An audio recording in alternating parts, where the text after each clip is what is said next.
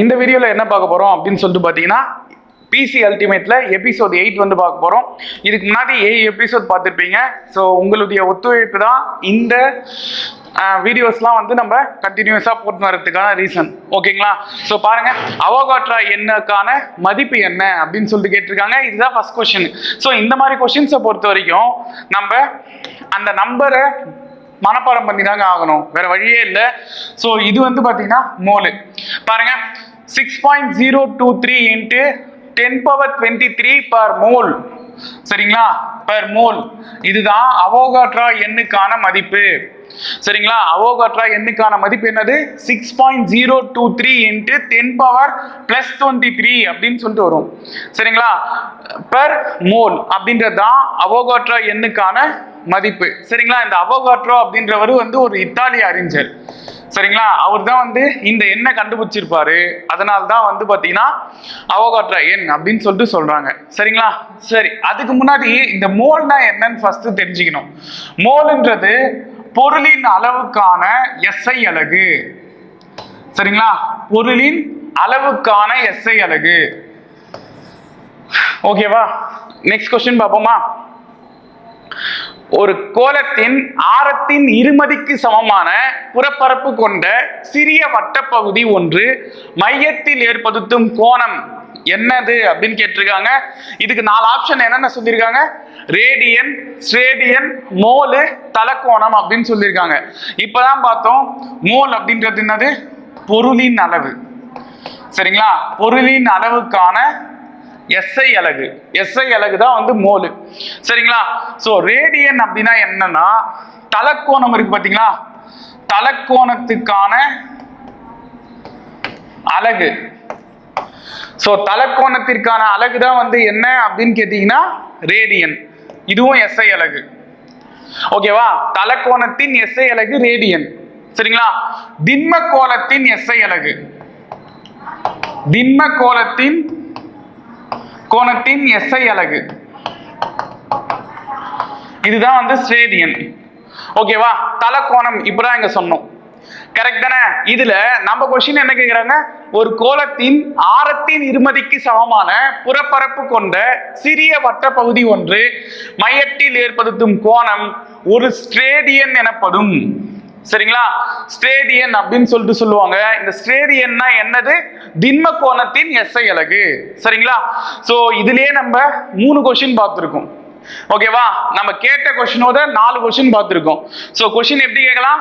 பொருளின் அளவுக்கான எஸ்ஐ அலகு என்னன்னு கேட்டா மோலுன்னு சொல்லுவ. தலக்கோணத்தின் எஸ்ஐ அலகு எதுன்னு கேட்டா ரேடியன் சொல்லுவ. திண்ம கோணத்தின் எஸ்ஐ அலகு எதுன்னு கேட்டா ஸ்ட்ரேடியன் சொல்லுவ. ஓகேவா? இது இல்லாம குத்திருக்கிற கொஸ்டின் ஒண்ணு. ஓகேவா? நெக்ஸ்ட் கொஸ்டின் பாருங்க. வளிமண்டல அழுத்தத்தின் எஸ்ஐ அலகு என்னன்னு கேக்குறாங்க. இது எஸ்ஐ அலகு.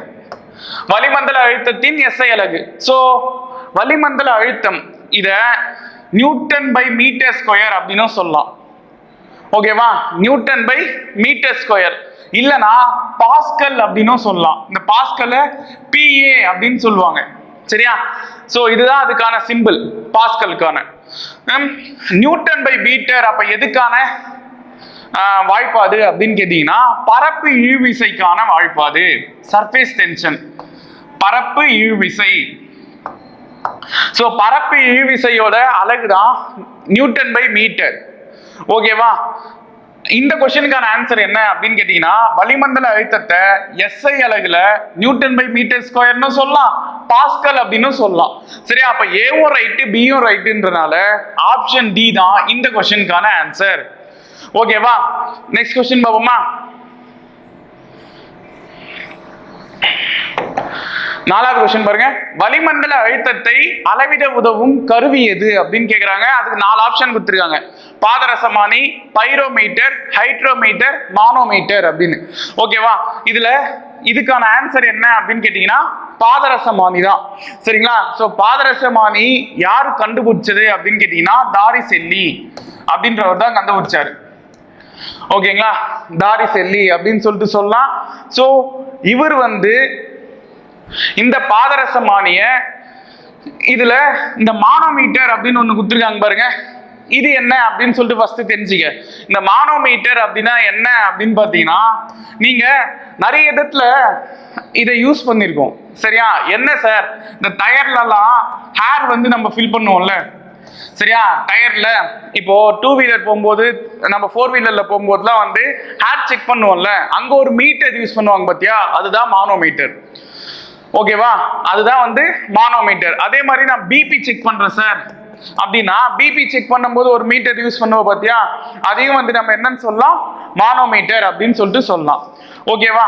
அதே போல பாதரசமானி, இதுக்கு நம்ம என்னன்னு சொல்லலாம்னா பாரோமீட்டர் அப்படின்னு சொல்லுவாங்க. சரிங்களா? இதுக்கு இன்னொரு பேர் என்னது, பாரோமீட்டர் அப்படின்னு சொல்லுவாங்க. இல்லனா தமிழ்ல காற்றழுத்த அளவி அப்படின்னு சொல்லலாம். சரியா? காற்றழுத்த அளவி, இது எல்லாமே பாதரசமானிக்கான இன்னொரு பேரு. சரியா? பாதரசமானின்னு கொடுக்காம பாரோமீட்டர்னு கொடுத்திருந்தாலும் ஆன்சர் ரைட் தான். சரியா? இதோட வேலை என்ன சார் அப்படின்னு கேட்டீங்கன்னா, வளிமண்டல அழுத்தத்தை அளவிட உதவும் கருவி இதுதான். ஓகேவா? சரி, அப்ப பைரோமீட்டர்னா என்ன சார் அப்படின்னு கேட்டீங்கன்னா, பைரோமீட்டரை கனல் அளவி அப்படின்னு சொல்லுவாங்க. சரிங்களா? கனல் அளவி. சார் இது வேலை என்னன்னா, உயர் வெப்பநிலையில் இருக்கிற ஒரு பொருளை அளக்க பயன்படும். சரியா? உயர் வெப்பநிலையில் இருக்கிற ஒரு பொருளை அளக்க பயன்படுது. சரியா? அதே சமயம் தொலை தூரத்தில் இருக்கிற ஒரு பொருளின் வெப்பத்தை அளக்க பயன்படுது. சரியா? தொலை தூரத்தில் இருக்கிற பொருளின் வெப்பத்தை அளக்க. இதுக்கு பெஸ்ட் எக்ஸாம்பிள் எது தெரியுமா? இப்ப நம்ம கொரோனா சிச்சுவேஷன் வரும்போது நம்ம வந்து நிறைய பேருக்கு வந்து டெம்பரேச்சர் செக் பண்ணாங்க. கரெக்டா? சோ அந்த டெம்பரேச்சர் வந்து செக் பண்றது இந்த பைரோமீட்டர் தான். சரிங்களா? மானோமீட்டர் அப்படின்றது நம்ம ஏர் செக் பண்றோமே அந்த மிஷின். சரியா? அதை ஞாபகம் வச்சுக்க. பைரோமீட்டர் அப்படின்றது எது, நம்ம டெம்பரேச்சர் இப்போ கொரோனா பீரியட்ல செக் பண்ணோம்ல அந்த மிஷின். ஓகேவா? சோ ஹைட்ரோமீட்டர்னா என்ன அப்படின்றது நெக்ஸ்ட் தெரிஞ்சுக்க. ஹைட்ரோமீட்டர் அப்படின்னா திரவமானி அப்படின்னு சொல்லுவாங்க. சரியா? திரவமானி, இதோட வேலை என்னன்னு கேட்டீங்கன்னா, நீரின் ஒப்படர்த்தியை அளவிட. நீரோட ஒப்படர்த்தி, நீரின் சொல்லதை விட திரவங்களின் ஒப்படர்த்தி. சரியா? திரவங்களின் ஒப்படர்த்தியை அளவிட பயன்படுது. ஓகேவா? 4 விஷயம் பார்த்துருக்கோங்க. இதுக்கான ஆன்சர் பாதரசமானி தான். நான் மீதியும் சொல்லிட்டே வந்துட்டேன் சைட்ல. சரியா? இதையும் தெரிஞ்சுக்க. நம்ம லைஃப் அந்த சிச்சுவேஷனுக்கு ஏற்ற மாதிரி நம்ம எக்ஸாம்பிள்ஸை பார்த்துட்டு வந்தாதான் நம்மளால ஈஸியா சயின்ஸை படிக்க முடியும். ஏன்னா சயின்ஸ்ன்றது நம்ம லைஃப்ல நிறைய நம்ம யூஸ் பண்ற விஷயம் தான். ஓகேவா? சோ நெக்ஸ்ட் கொஸ்டின் பாருங்க. ஆடி மையத்தையும் வளைவு மையத்தையும் இணைக்கும் நேர்கோடு எது அப்படின்னு சொல்லிட்டு கேட்குறாங்க. இந்த மாதிரி கொஸ்டின் வந்தா வேற வழியே இல்லைங்க. நம்ம என்னதான் பண்ணி ஆகணும் அப்படின்னு கேட்டீங்கன்னா, தியரி பார்ட்ஸ் இதெல்லாம். ஸோ நம்ம டயக்ராம் போட்டு ஒன்று பதிக்கணும், இல்லைன்னா நம்ம ஆன்சரை மெமரி பண்ணி தான் ஆகணும். ஸோ இந்த கொஸ்டினுக்கான ஆன்சர் வளைவு ஆரமா, ஆடி மையமா, குவிய தொலைவா, இல்லை முதன்மை அச்சா அப்படின்னு கேட்டீங்கன்னா முதன்மை அச்சு. சரியா? ஸோ அப்போ ஆடி மையத்தையும் வளைவு மையத்தையும் இணைக்கும் நேர்கோடு எது அப்படின்னு கேட்டீங்கன்னா முதன்மை அச்சு அப்படின்னு சொல்லுவாங்க. ஸோ இந்த மாதிரி ஒரு ஆடி இருக்கு அப்படின்னா இதுதான் வளைவு ஆரம். சரியா? இங்கதான் முதன்மை அச்சு இருக்கு. ஓகேவா? முதன்மை அச்சு இருக்கு. சோ இந்த இடம் தான் வந்து என்ன அப்படின்னு கேட்டீங்கன்னா உங்களுக்கு போல் அப்படின்னு சொல்லிட்டு சொல்லுவோம். ஓகேவா? சோ இதுதாங்க அந்த லைனு. இதுதான் அவங்க கேக்குறாங்க. இங்கதான் ஆடி மையம் இருக்கும். ஓகேவா? ஆடி மையத்தையும் வளைவு மையம்ன்றது இதுதான் சி. இது ரெண்டுத்தையும் இணைக்கிற நேர்கோடு எது அப்படின்னு கேட்டீங்கன்னா முதன்மை அச்சு. ஓகேவா? இது ஒரு கற்பனையான கோடு தான். இப்போ நான் இந்த கேமராவை பார்க்குறேன் அப்படின்னது நேரா ஃபோக்கஸ் வருது பார்த்தியா, இது ஒரு கற்பனையான கோடு. ஆனால் அதுதான் நம்ம என்னன்னு சொல்லுவோம், முதன்மை அச்சு அப்படின்னு சொல்லுவாங்க. ஓகேவா? நெக்ஸ்ட் கொஸ்டின் பாருங்க. காற்றின் வழியாக ஒலியானது, இது காற்று மட்டும் இல்ல, எக்ஸ்ட்ராவா ஒரு வார்த்தையும் சேர்த்துங்க, காற்று மற்றும் வெற்றிடத்தின். சரிங்களா? காற்று மற்றும் வெற்றிடத்தின் வழியாக ஒலியானது டேஷ் என்ற திசைவேகத்தில் பயணிக்கிறது அப்படின்னு கேட்டீங்கன்னா 3 × 10⁸ மீட்டர் வினாடி -1 அப்படின்னு சொல்லலாம். சரியா? இல்ல சார் 3 லட்சம் கிலோமீட்டர் பை வினாடி. சரியா? இதை எப்படி சொல்லலாம், செகண்ட்ஸ்ன்னு சொல்லலாம். ஓகேவா? 3 × 10⁸ மீட்டர் வினாடி -1 சொல்லலாம். இல்லனா 3 லட்சம் கிலோமீட்டர் பை வினாடி அப்படின்னு சொல்லலாம். சரினா இங்க என்ன ஆச்சுன்னா மீதி பாரு, 1 கிலோமீட்டருக்கு 1000 மீட்டரா, 1000 மீட்டர். சோ அந்த 3 0 இங்க பாரு 10⁸, அப்ப 8 0 வரணும். கரெக்டா? 3 பக்கத்துல 8 0 வரணும். இல்ல 5 0 வந்துருச்சுப்பா. மீதி 3 0க்கு தான் நான் என்னன்னு பேர் போட்டேன், கிலோமீட்டர் அப்படின்னு இங்க பேர் கொடுத்துது. ஓகேவா? சோ ஆப்ஷன்ல எப்படியும் கொடுக்கலாம், 3 × 10⁸ மீட்டர் வினாடி -1 கொடுக்கலாம், இல்ல 3 லட்சம் கிலோமீட்டர் பை வினாடினும் கொடுக்கலாம். ஓகேவா? நெக்ஸ்ட் क्वेश्चन பாப்போமா? வெப்ப கடத்தல் முறையில் வெப்ப ஆற்றல் பரிமாற்றம் டேஷில் நடைபெறும் அப்படின்னு சொல்லிட்டு ஒரு 4 ஆப்ஷன் கொடுத்திருக்காங்க. எது எது? திடப்பொருள், திரவ பொருள், வாயு பொருள், அனைத்தும் அப்படின்னு சொல்லிட்டு. சரியா? இதுல அனைத்தும் வர வாய்ப்பே இல்லை. ஓகேவா? திடப்பொருளா இல்ல திரவ பொருளா இல்ல வாயு பொருளா? இதுல இந்த கொஸ்டின் பார்க்கறதுக்கு முன்னாடி ஒரு லைஃப் டைம் எக்ஸாம்பிள் ஒன்று சொல்றேன். என்னன்னு சொல்லிட்டு உங்களால ஆன்சர் யோசிக்க முடியுதா அப்படின்னு சொல்லிட்டு பாரு. சரியா? நான் ஒரு பாத்திரத்துல சுடு தண்ணி எடுத்துக்கிறேன். ஓகேவா? அத ஒரு உலோக கரண்டியால என்ன பண்றேன், சுட தண்ணி நல்லா கொதிச்சுட்டு இருக்கு. ஓகேவா? அதை நான் என்ன பண்றேன், ஒரு கரண்டியால நம்ம அதை டச் பண்ணும் போது நம்மளுக்கு கொஞ்ச நேரத்துல அந்த கரண்டியும் ஹீட்டை அப்சர்வ் பண்ணிருக்கோம். கரெக்டான? அந்த கரண்டி சூடா இருக்கும் கொஞ்ச நேரத்துல. அது ஏன் அப்படின்னு கேட்டீங்கன்னா இந்த வெப்ப கடத்தல் காரணமா. சரியா?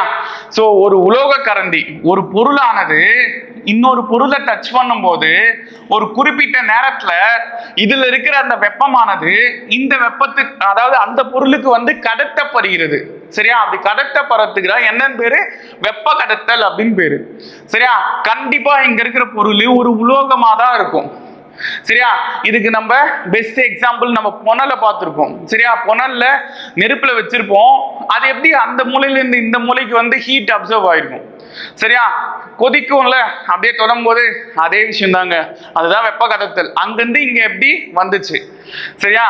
அததான் நம்ம என்னன்னு சொல்லுவோம், வெப்ப கடத்தல்னு சொல்லுவோம். அது எதுலதான் நடக்கும் அப்படின்னு கேட்டீங்கன்னா திடப்பொருள்ல தான் இருக்கும். சரியா? பெரும்பாலும் நம்ம பார்க்கறது எல்லாமே ஒரு உலோகமா தான் இருக்கும். கரெக்டா? இப்ப அலுமினிய குண்டாவை தான் ஹீட் பண்ணும் போது நம்மளுக்கு என்ன தெரியுது, அந்த சூடு தெரியுது. கரெக்டா? அப்போ அது திடப்பொருளாகத்தான் இருக்கும். ஓகேவா? திரவ பொருளா இருக்க வாய்ப்பு இல்லை. ஓகேவா? நெக்ஸ்ட் क्वेश्चन பாருங்க. மனித காதுக்கு கேட்கக்கூடிய அதிர்வெண் வரம்பு என்ன அப்படின்னு கேட்டிருக்காங்க. சோ 20 ஹெர்ட்ஸ்ல இருந்து 20,000 ஹெர்ட்ஸ் அப்படின்றது தான் இந்த क्वेश्चनக்கான ஆன்சர். சரியா? 4 ஆப்ஷன் கொடுத்திருப்பாங்க. இது நம்ம காது 20 ஹெர்ட்ஸ், அதாவது என்னடா பேசுற, நீ பேசுறது எனக்கு கேட்கல அப்படின்னு சொல்றாங்க பாத்தியா, அது 20 ஹெர்ட்ஸுக்கும் கம்மியா நம்ம பேசினா மற்றவங்களுக்கு கேட்காது. சரியா? சோ 20,000 ஹெர்ட்ஸுக்கு மேல நீ அதிகமா பேசினாலும் நம்மளுக்கு காது ஜெவ்வு கீஞ்சிடும். ஓகேவா? சோ அதுதான் சொல்ல வராங்க. நம்ம காது 20 ஹெர்ட்ஸ்ல இருந்து 20,000 ஹெர்ட்ஸ் வரைக்கும் தான் வார்த்தைகளை கேட்கும். சொல்லுவோம்ல, ஒரு கட்டத்துக்கு மேல ரொம்ப கத்தனா நம்மளுக்கு எல்லாம் கொஞ்சம் அருவருப்பா இருக்கும். ஓகேவா? அதுக்கு ரீசன் இதுதான். நம்மளால அதுக்கு மேல அந்த ஒலியை ஏத்துக்கிற தன்மை இல்லை. ஓகேவா? ஆனா ஒரு சில பறவைகள்லாம் அதை ஏத்துக்கும். சரியா? அதை என்னன்னு சொல்லுவாங்கன்னா மீயொலிகள் அப்படின்னு சொல்லுவாங்க. சோ மீயொலிகளை கொண்ட ஒரு பறவை இருக்கு. அது என்ன அப்படின்னு சொல்லிட்டு நீங்க ஆன்சர் சொல்லுங்க. சரியா? கமெண்ட்ல ஆன்சர் சொல்லுங்க. ஓகேவா? மீயொலிகளை கேட்கக்கூடிய திறன் கொண்ட பறவை எது? ஓகேவா? இல்ல உயிரினம் எது? நீ தான் அதுக்கு ஆன்சர் சொல்ல போற.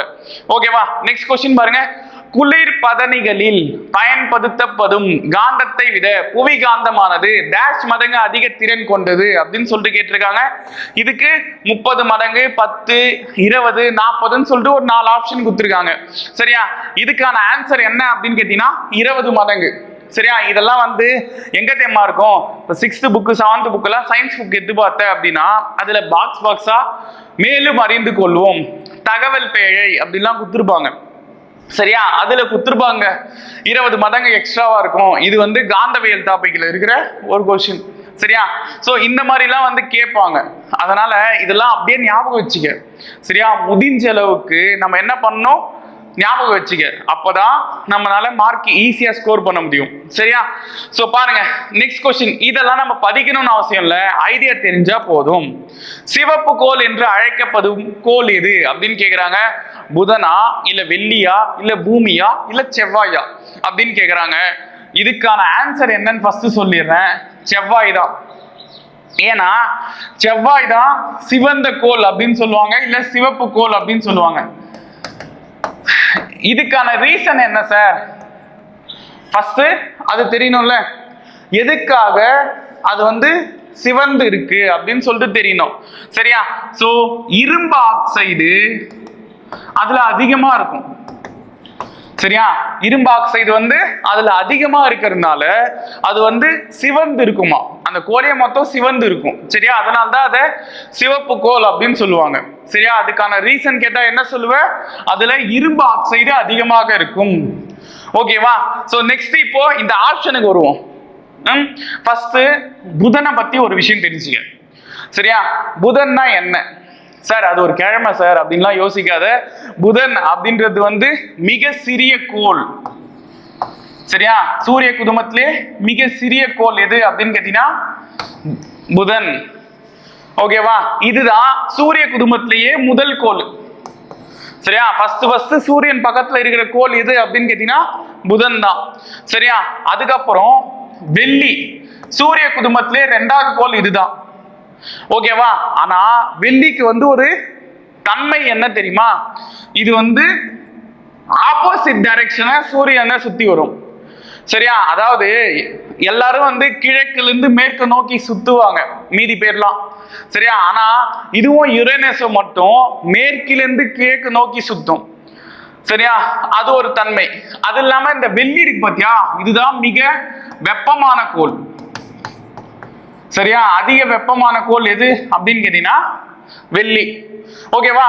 இதுக்கு வச்சு நான் ஒரு கொஸ்டின் வச்சுங்க, அதை நீ தான் ஆன்சர் சொல்ல போற. பாரு, வெள்ளி வெப்பமான கோள், நல்லா தெரிஞ்சுக்க. ரெண்டாவது கோள் அதுதான். பூமி அப்படின்றது நம்ம வாழற அந்த உலகம் பா.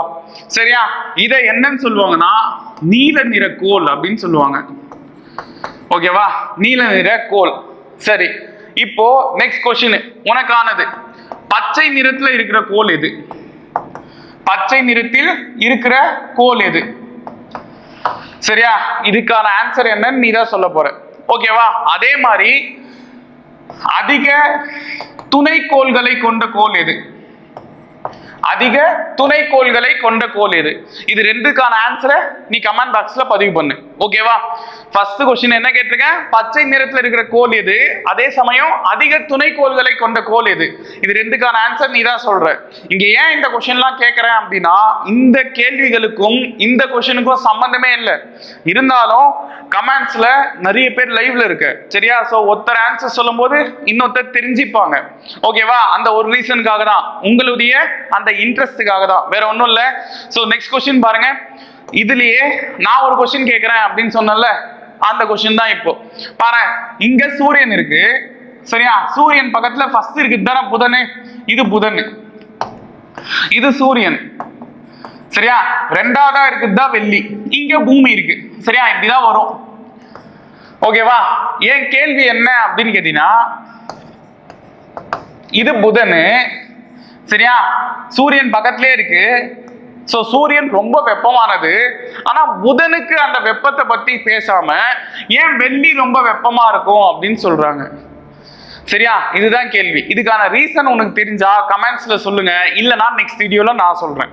ஓகேவா? நல்லா புரிஞ்சுக்க.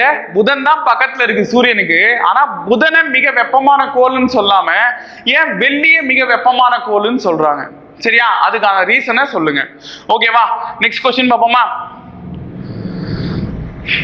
பாதரசத்தின் குறியீடு என்ன அப்படின்னு சொல்லிட்டு கேட்டிருக்காங்க. சோ பாதரசம், இதை பார்த்தாலே உனக்கு ஃபர்ஸ்ட் தெரிய வேண்டிய ஒன்வேர்ட் எது அப்படின்னு கேட்டீங்கன்னா, திரவ நிலையில் உள்ள ஒரே உலோகமா? திரவ நிலையில் உள்ள ஒரே உலோகம், இதுதான் நம்ம பாதரசம் அப்படின்னு சொல்லிட்டு சொல்லுவோம். ஓகேவா? இது இல்லாம சோ பி அப்படின்னா என்ன அப்படின்னு கேட்டீங்கன்னா பாஸ்பரஸ் அப்படின்னு சொல்லுவோம். ஓகேவா? சோ பிக்கான இது என்னது? பாஸ்பரஸ். இந்த HG இருக்கு பாத்தியா, இதுதான் நம்ம என்னன்னு சொல்லுவோம்? பாதரசம் அப்படின்னு சொல்லுவோம். ஓகேவா? இதுல இந்த PU NP ரெண்டு குத்துருக்காங்க பாத்தீங்களா, இது ரெண்டுமே கதிரியக்க தனிமங்கள். சரியா? சோ இது ரெண்டுமே கதிரியக்க தனிமங்கள். சோ கதிரியக்க தனிமங்கள்னா என்ன சார் அப்படின்னு கேட்டீங்கன்னா, அணு எண் 82 விட அதிக அணு கொண்டதுதான் வந்து கதிரியக்க தனிமம் அப்படின்னு சொல்லிட்டு சொல்லுவாங்க. சரியா? அணு எண் வந்து என்னவா இருக்கணும்? 82 விட அதிகமா இருக்கணும். சரிங்களா? சோ PU NP ரெண்டுமே இதுக்கு வர சான்ஸ் இல்ல. ஆப்ஷன் பி தான் இந்த क्वेश्चनக்கான ஆன்சர். சோ பாதரசத்தின் குறியீடு வந்து என்னது? Hg. ஓகேவா?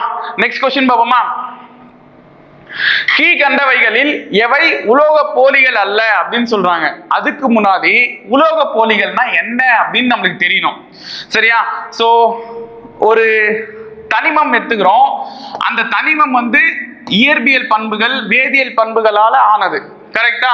சோ அந்த இயற்பியல் பண்புகளும் வேதியியல் பண்புகளை வச்சுதான் அது உலோகமா இல்ல அலோகமானே நம்ம சொல்லுவோம். மெட்டலா இல்ல நான் மெட்டலான்னு.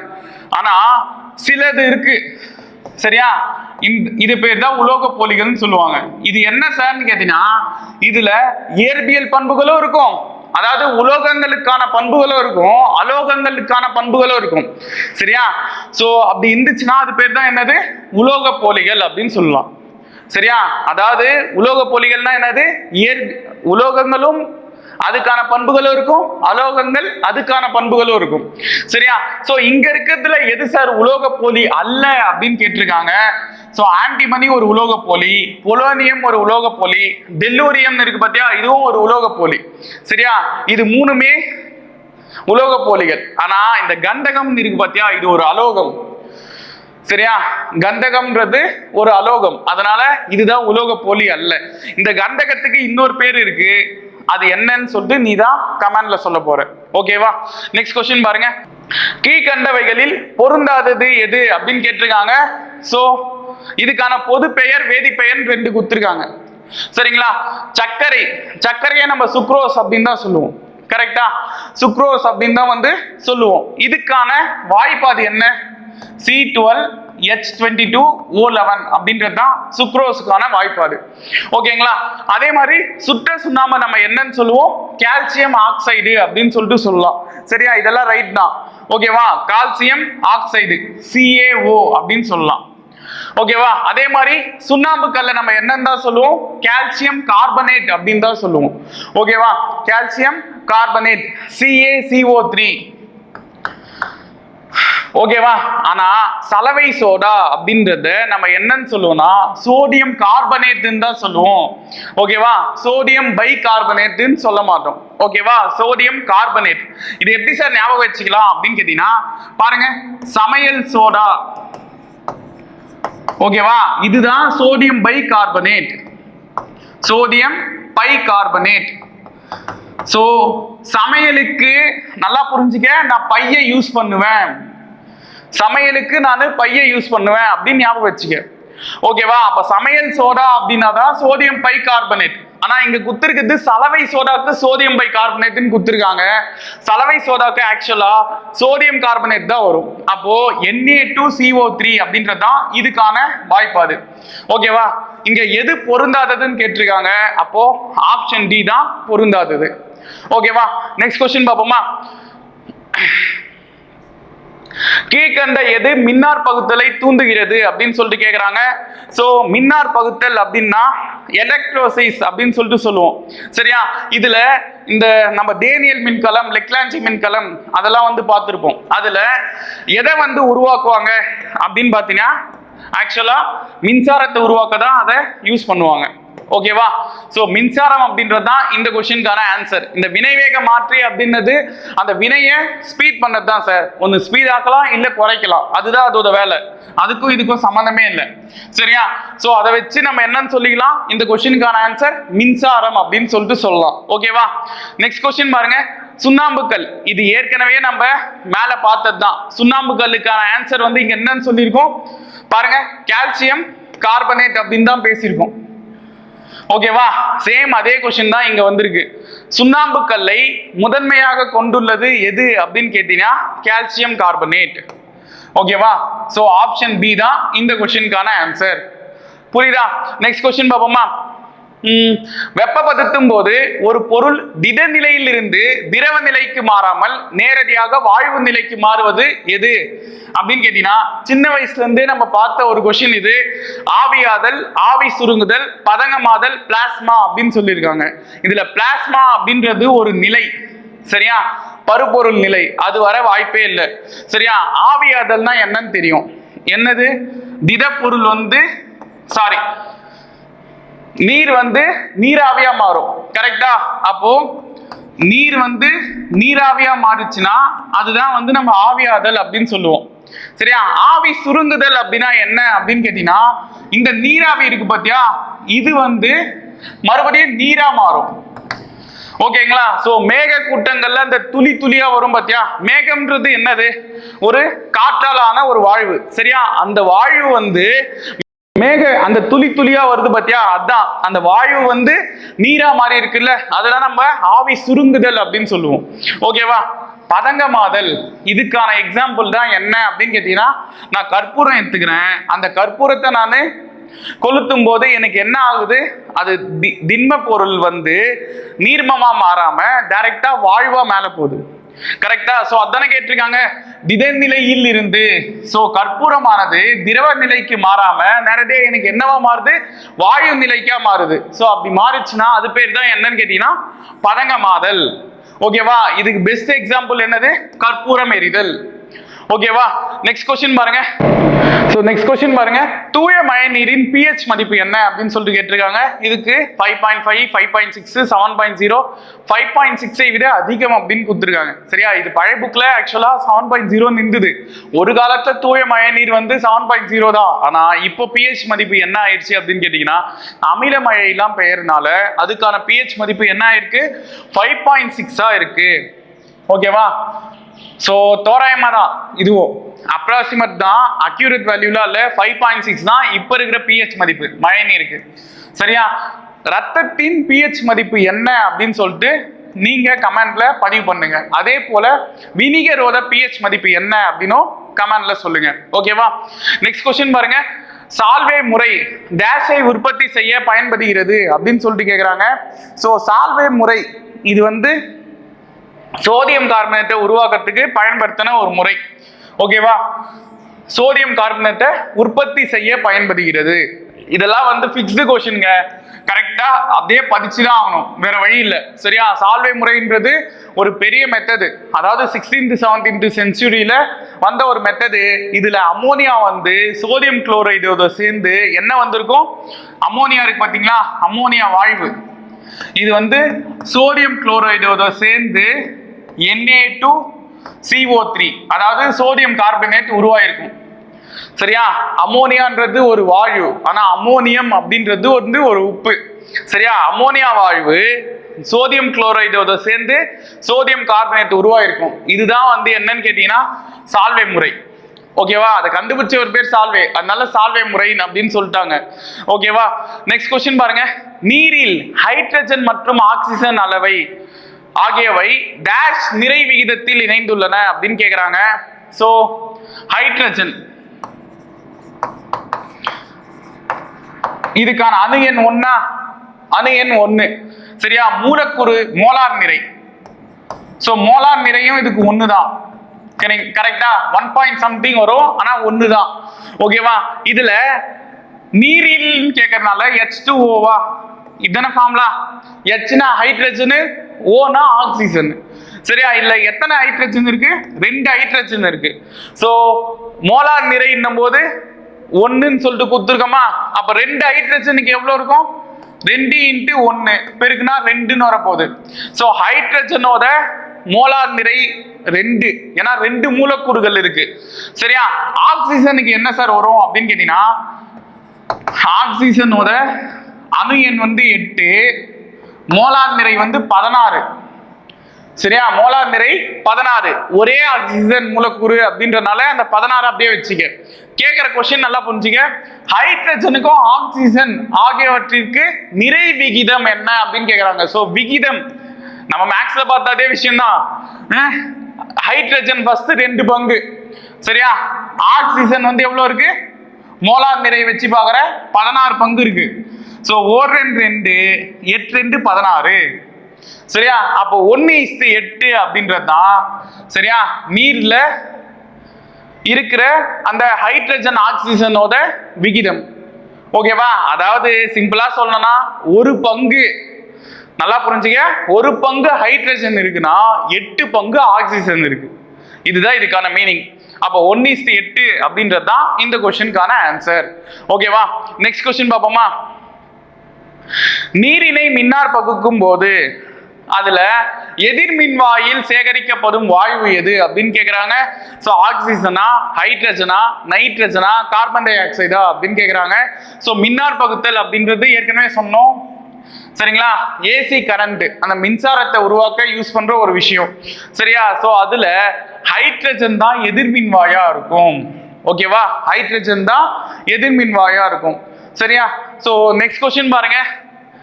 இதெல்லாம் தெரிஞ்சது தான் உங்களுக்கு, ஆல்ரெடி வீடியோ போட்டிருக்காரு சார். சரியா? தக்காளியில் காணப்படும் அமிலம் எது அப்படின்னு சொல்லிட்டு கேட்டிருக்காங்க. சோ தக்காளியில டாட்டாரிக் அமிலம் இருக்குமா, இல்ல மாலிக் அமிலம் இருக்குமா, சிட்ரிக் அமிலம் இருக்குமா, இல்ல ஆக்சாலிக் அமிலம் இருக்குமா அப்படின்னு கேட்டீங்கன்னா ஆக்சாலிக் அமிலம் தான் இருக்கும். கரெக்டா? அப்ப டாட்டாரிக் அமிலம் எதுல இருக்கும்? புலியிலையும் திராட்சையிலையும் இருக்கும். கரெக்டா? மாலிக் அமிலம் எதுல சார் இருக்கும்? ஆப்பிள்ல இருக்கும். சிட்ரிக் அமிலம் எலுமிச்சையில இருக்கும். சரி, இதுல உங்களுக்கான கொஸ்டின் என்ன அப்படின்னு கேட்டீங்கன்னா, சரி கொஞ்சம் ஈஸியாவே கேட்போம். எறும்பினோட கொடுக்கில் இருக்கிற அமிலம் எது? சரியா? எறும்போட கொடுக்கு. சரியா? அது கடிக்குது அப்படின்னு சொல்றோம்ல, அதுதான் கொடுக்குன்னு சொல்லுவாங்க. அது கொடுக்குல குத்துறது, அதுதான் நம்ம கடிக்குது அப்படின்னு சொல்றோம். சோ எறும்பின் கொடுக்கில் உள்ள அமிலம் எது அப்படின்னு சொல்லிட்டு ஆன்சர் சொல்லு. சரியா? அதே மாதிரி வேற என்ன கேட்கலாம்? தேநீரில் உள்ள அமிலம் எது? நல்ல கொஸ்டின். இதுக்கான ஆன்சர் நானே ஒரு ஷார்ட்கட்ல சொல்றேன், கவனி.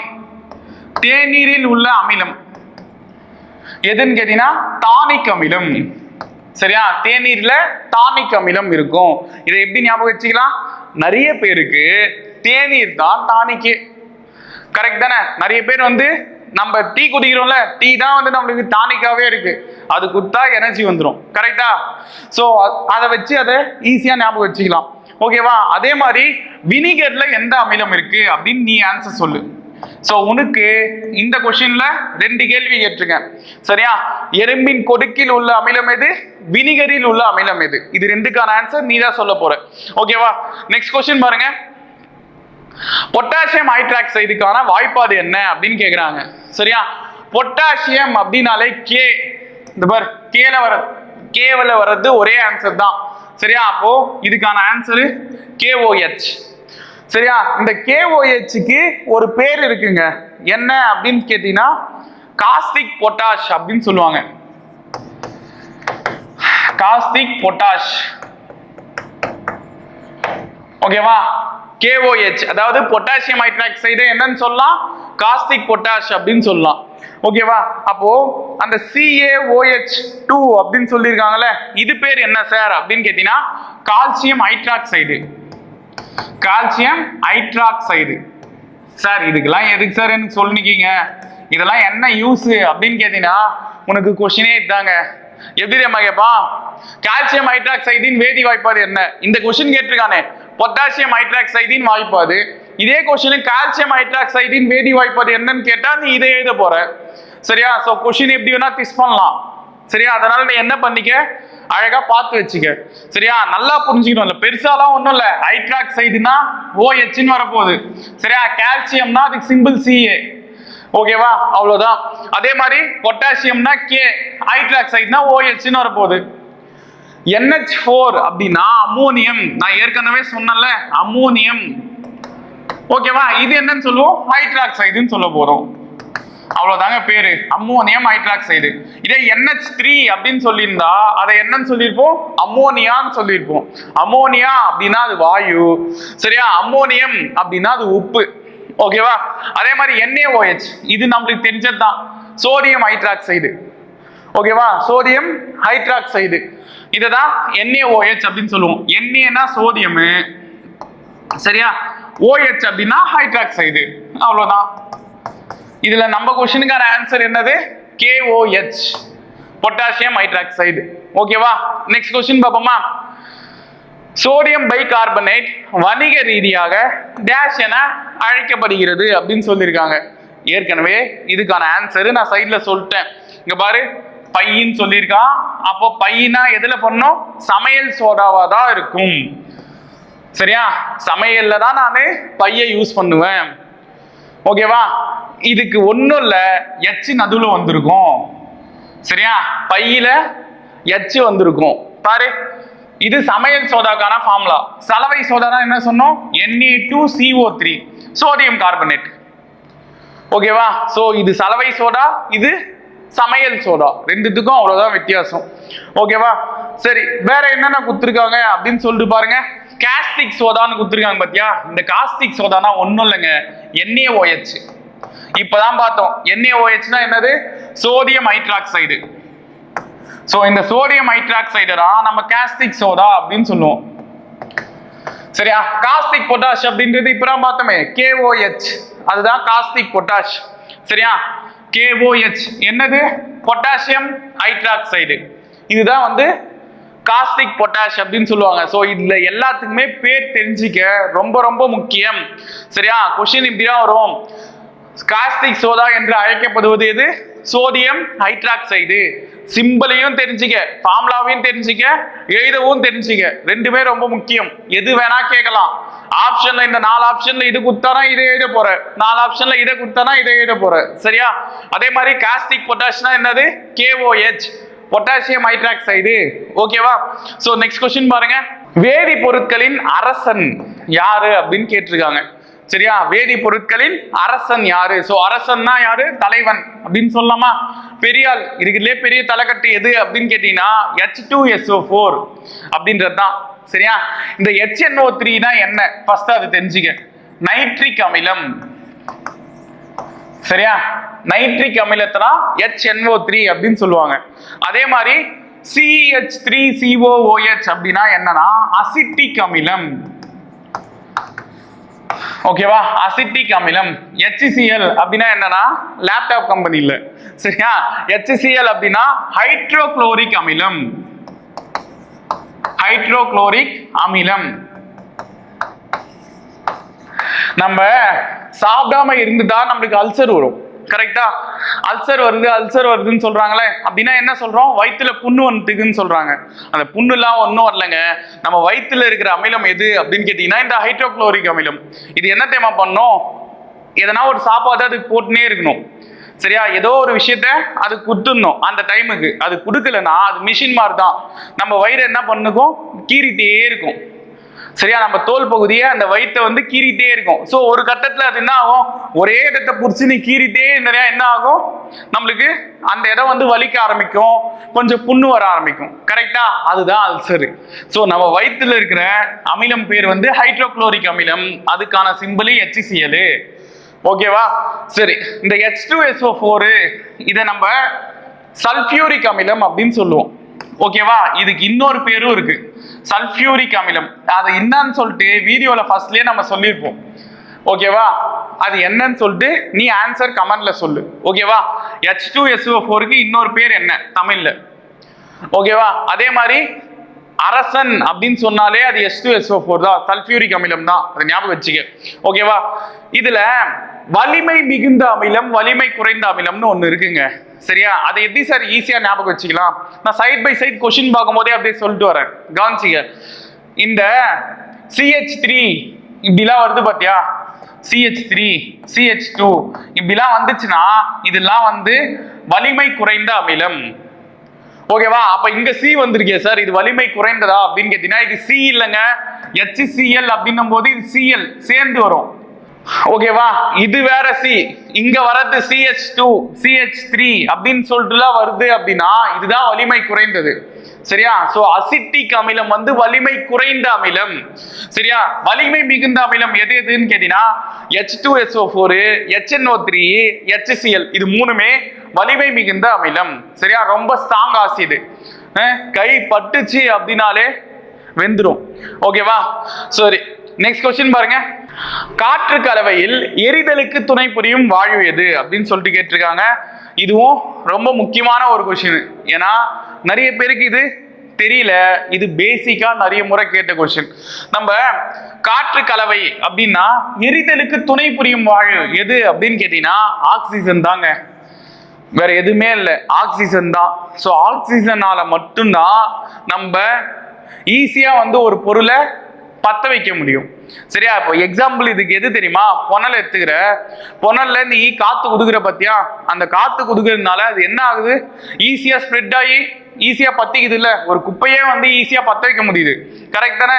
சோ அந்த எரிதலுக்கு துணை புரிகிற வாயு எது அப்படின்னு கேட்டீங்கன்னா ஆக்சிஜன்.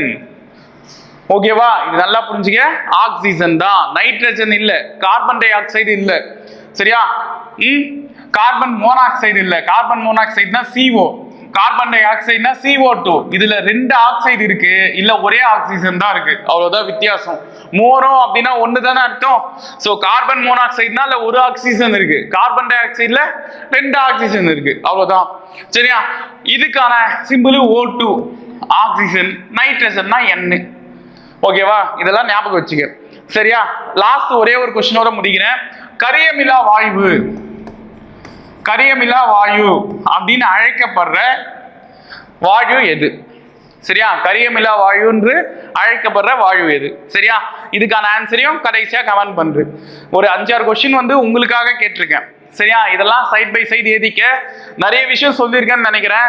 அதெல்லாம் யூஸ் பண்ணிக்க. ஓகேவா? என்னடா இவரு நிறைய சொல்றாரே அப்படின்னு யோசிக்காத, நிறைய பாயிண்ட்ஸ் கொடுத்துருக்க அப்படின்னு தான் நான் நினைக்கிறேன். ஓகேவா? ஏதோ என்னால முடிஞ்சது சைட் பை சைட் கொடுத்துட்டே வரேன். நெக்ஸ்ட் வீடியோ பார்த்துட்டே வாங்க. நிறைய எபிசோட் நெக்ஸ்ட் வரும்போது நிறைய விஷயம் உங்களுக்கு கண்டென்ட் கொடுத்துட்டே இருக்கும். சரியா? ஸோ நெக்ஸ்ட் வீடியோல பார்க்கலாம். நன்றி.